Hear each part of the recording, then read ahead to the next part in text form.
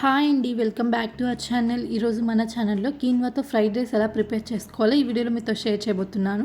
దీనికోసం స్టవ్ మీద ఒక ప్యాన్ పెట్టి 1 క్యూబ్ బటర్ యాడ్ చేస్తున్నాను. ఈ బటర్ అనేది మెల్ట్ అయిపోయిన తర్వాత 1 టేబుల్ స్పూన్ వెల్లుల్లి తరుగు, 1/2 టేబుల్ స్పూన్ అల్లం తరుగు,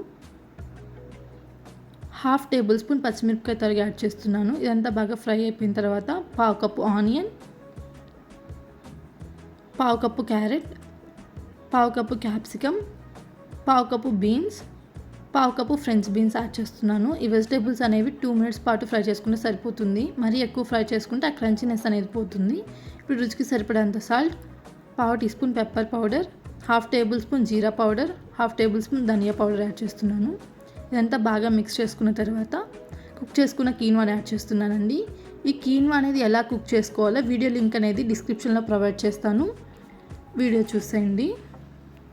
ఎంత బాగా మిక్స్ చేసుకోవాలి. ఇప్పుడు 1 table spoon soya sauce, 1 table spoon red chilli sauce, 1/2 table spoon vinegar add చేస్తున్నాను. మీకు ఇష్టం లేకపోతే ఇవన్నీ స్కిప్ చేసుకోవచ్చు. ఇప్పుడు ఇవంతా బాగా మిక్స్ చేసుకోవాలండి. అంతే అండి, కీన్వా ఫ్రైడ్ రైస్ రెడీ అయిపోయినట్టే. మీకు కానీ నా రెసిపీ నచ్చినట్టయితే లైక్ చేయండి, షేర్ చేయండి అండ్ తప్పకుండా కామెంట్ చేయండి.